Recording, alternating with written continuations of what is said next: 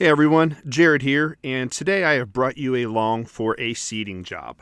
Now I started seeding yards probably a little over a year ago, and I have a pretty decent yard here, pretty decent sized yard that I need to seed, and it is getting a little late in the season. It's late fall. Usually I'm doing only overseeding now, but this gentleman wanted his yard seeded before winter, so hopefully everything will stay dormant and then maybe it'll just take off in the spring, but regardless, I'm doing what the customer wants. Just like the rest of my seeding jobs, I'm going to be seeding this yard using my Woods Turf Renovator, which has spike rollers in the front and then a spike roller in the rear and drops the seed in between. I have also brought with me today a new yard drag that I built. On the very bottom, it has a shaker screen, a sizing screen from a gravel pit. I picked this up. They gave it to me for free. It had a bend in it. They didn't use it anymore, so I thought it'd be a great thing to make a yard drag out of. Since this is the first time using it, I have no idea how it's going to work, so we'll see. But let's get everything unchained, unbinded, unstrapped, get everything unloaded, and then we'll get started.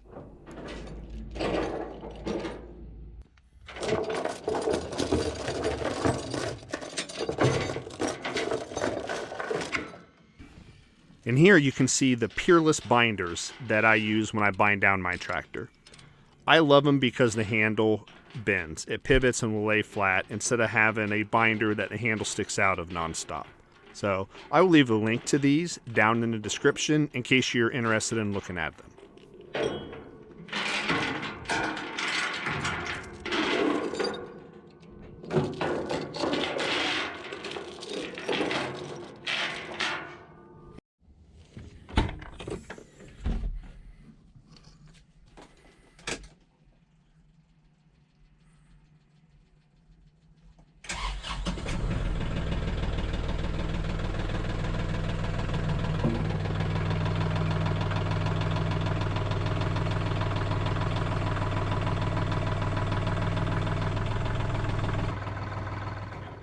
One nice thing about my Diamond C trailers, my ramps are sprung both ways. So not only are they sprung to help you lift them up off the ground, but they're also sprung to help you lift them up off of the deck. So they help you lift up, but then the springs also help keeping it from slammed down too hard.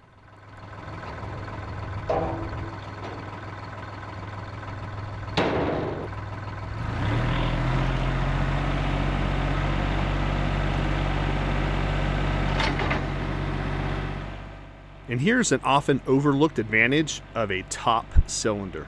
I can take that implement, tuck it up against the cab. That way when I'm unloading from the trailer, you can see that as I hit the ground, I am not dragging that implement on my ramps at all.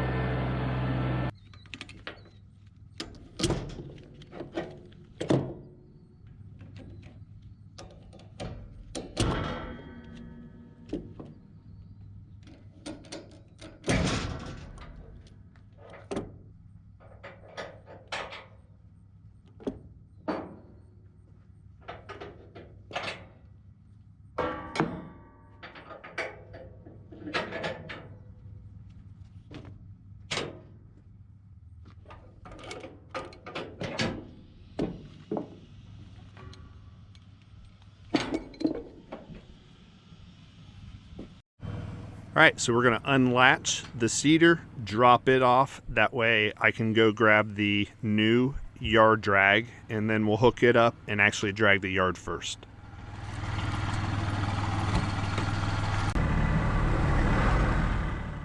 Here's my handy dandy hydraulic levers keeping me from having to leave the cab again just to be able to drop my bucket and go grab my forks. And I know I've said it before, but I love that option.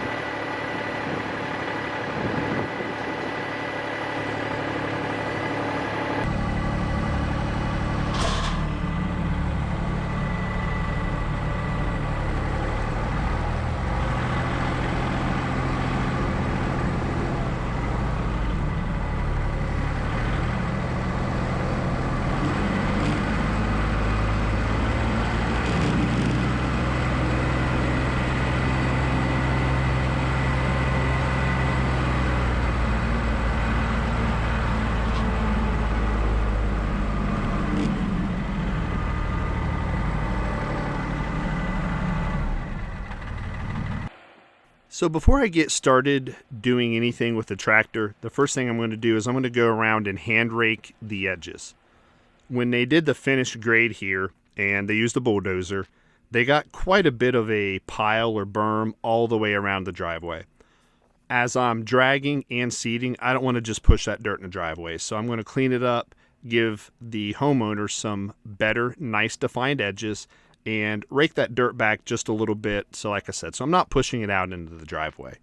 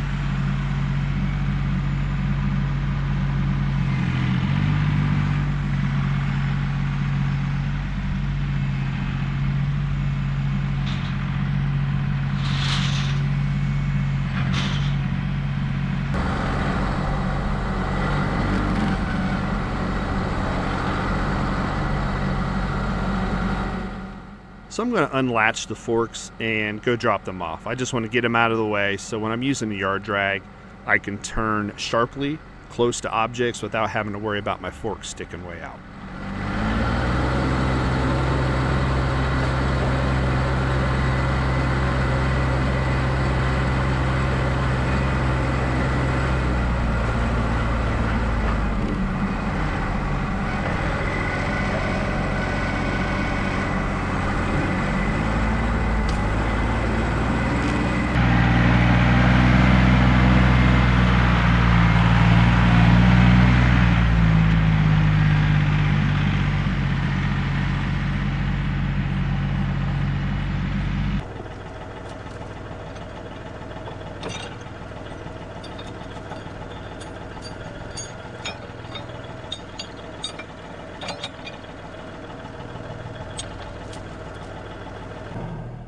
So right now the yard drag that you see here is built out of 2-inch box tubing as well as channel. The box tubing is the horizontal or longer pieces of the frame there, but everything that is down against the dirt is actually channel. Now, although the drag is doing a pretty good job of leveling, I was a little shocked that it didn't work like I thought it would. I thought more dirt would gather around the channel up through the screen, but it didn't. And that's okay. As long as it's leveling, that's all I really care about. Now you'll notice the yard drag is not doing a lot of cutting, especially over the hard-packed areas like the bulldozer tracks. Now this was a pretty wet, a little bit of a muddy site, and the bulldozer did the final grade, and when everything dried, it was just hard. That's okay. The yard drag was not built to cut into that. That's not its main purpose. I brought it with me today really just for testing. Its main purpose is going to be used for spreading topsoil, filling in low spots, trying to make everything flat. The wider you have something, like this 8-foot wide yard drag, the easier it is to make something flat. The more narrow it is, the harder it is. To help break up some of these hard-packed areas, I'm actually going to use my seeder. I'm going to keep the seed cups closed and use just the spike rollers. Right now I'm going to adjust the aggressiveness of the spike rollers. The more I angle them, the more they cut and dig into the ground. So I'm going to set them at their maximum aggressiveness and then roll over the hard spots. The spots I really need to level, the bulldozer tracks, the smeared mud, the stuff like that. And then we'll go back and drag it. Now yes, there are a lot of other ways that I could have did the final prep on this before I seeded. Harley rake, landscape rake, different ways. Drag harrow. I have a Harley rake and considered bringing it, but I just honestly didn't want to load it up and bring it with the new yard drag and the seeder and everything else. So I knew I'd be able to make it work, so I just decided to bring these two pieces of equipment and do what I needed to do with those. Normally, I would bring the Harley rake and do a nice pulverized job and get rid of all of those bulldozer ruts and whatnot before I went over with the seeder. And here you can really see those angled spiked rollers and how they dig into the ground. Since the tractor is pulling straight, but the rollers actually want to go outwards, it's making those spikes kind of oblong and kind of chew into the ground. They do a great job with that. Even at sites that I don't Harley rake, the seeder does a fantastic job of breaking the ground up and leveling it all out. A lot better than what you think it would. It is really, really flat by the time I get done seeding with this seeder.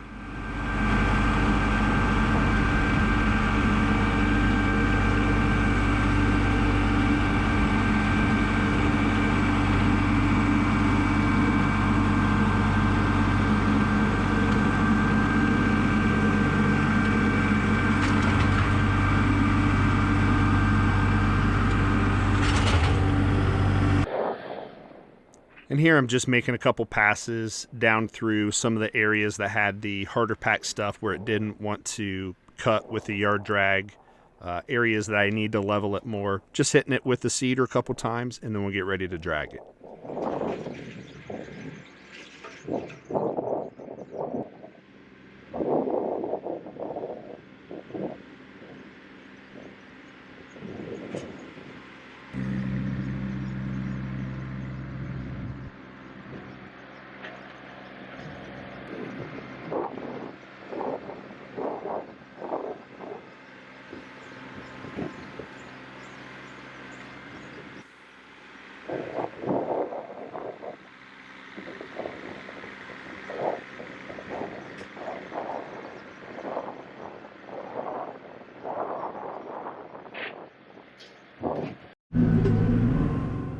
And you'll be able to tell here already how much better the yard drag works when it's running over the soft material. It's able to level it and drag the dirt where it needs to a lot easier.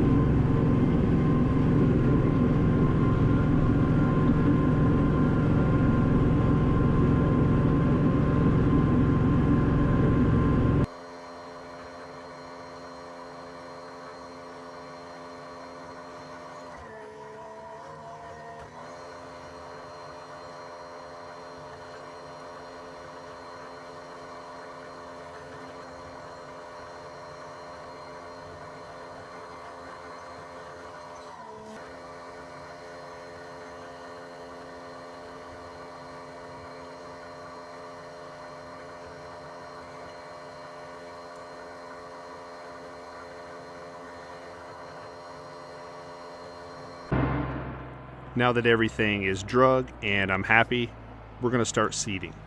Now what I didn't show is I went around and edged the shop, the driveway, the house with a hand seeder. Just made sure I had a good coat everywhere, and I always do that first before I go over with the tractor. So hopefully I do have good overlap with the seeder and the tractor, and the wood seeder will help push down into the ground any seed that I spread with the hand spreader. Obviously you can see, I can get pretty close to obstacles, stuff like the house, but I don't want to get too close. And there you can see my bucket full of rocks from all the rocks I was picking up as I went.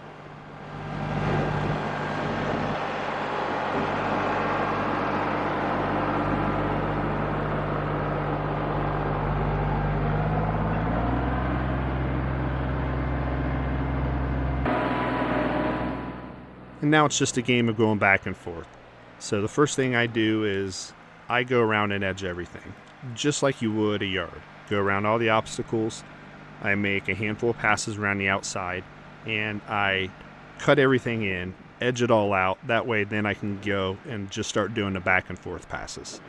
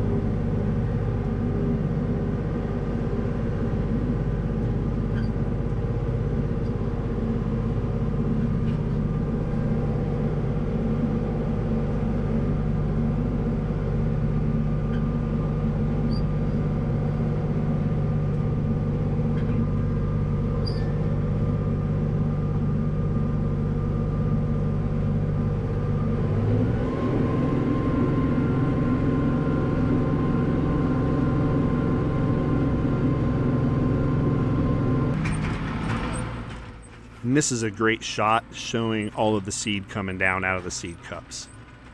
What might be a little hard to see is right behind that angle iron, there is a piece of sheet metal that is angled down towards the back. So as the seed drops, it hits that and feathers out. So if you look right in front of the rear spike roller, you'll see that seed is evenly distributed everywhere all the way across in front of that roller.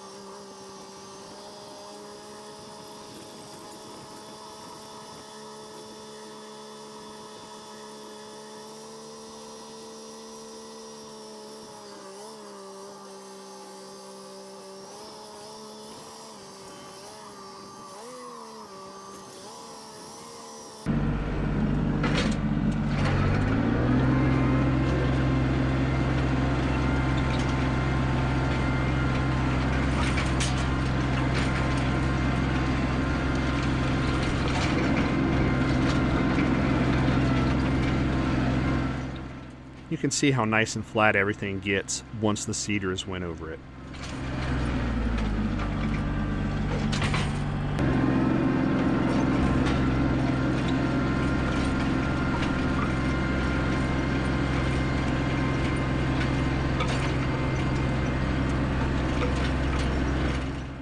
Probably going to be able to tell here that there's a few areas that were still pretty wet. I got a little valley back there just across another one, and then off to the left side of your screen here was a pretty wet area.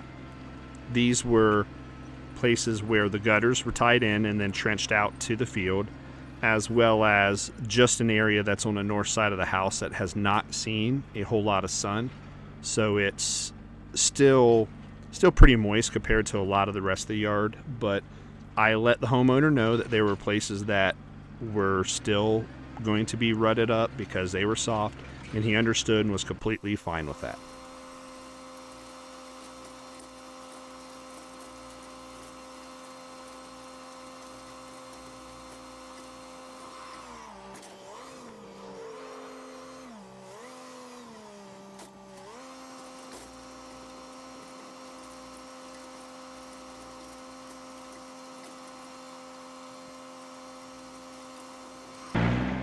Now once everything is cut in, then we just start going back and forth.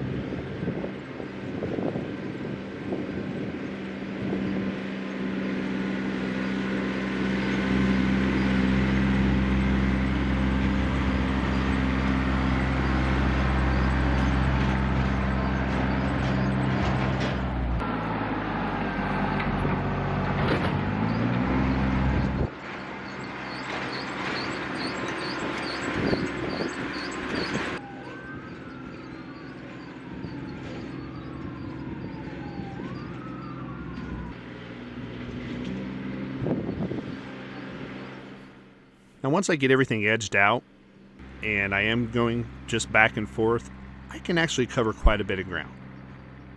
I've been asked before why I don't use a broadcast seeder. Well, there's a couple big reasons why I don't. First of all, yes, it's faster, right? I mean, you can cover a pretty good size area, but you don't have control over where the grass seed goes. But the biggest disadvantage of a broadcast seeder is germination rate. I can get roughly about 75-80% germination rate, and you are lucky if you get a 20% germination rate out of a broadcast spreader. You waste a ton of seed, and you don't have anywhere near as nice of a lawn as if you were to use a seeder like this. Some of my reseeding jobs have actually been to go back in and fix people's lawns that were put in by a broadcast seeder. Even though they were rolled over with something like a cultipacker afterwards, still doesn't do as good of a job as this.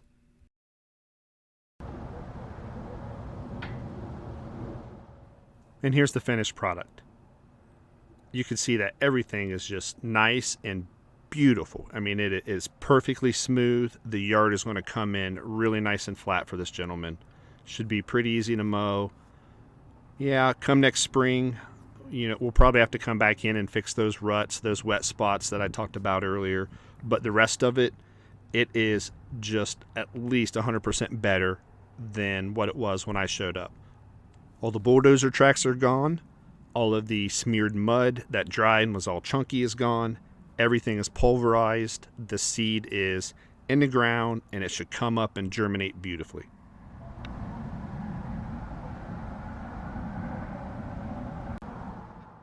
Now, if you guys have any questions or comments as to how I seed, please drop them down in the comments. I'd be more than happy to help you out, whether or not you're looking to do this for your own yard or whether you would like to get into this type of work.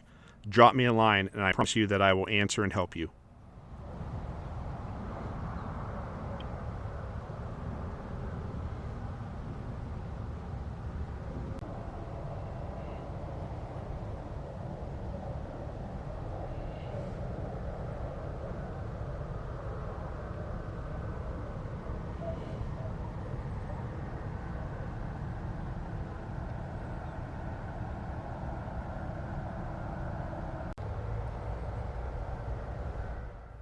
And now, if you will, do me a favor. If you enjoyed this video, hit the thumbs up button. Let me know that you liked it.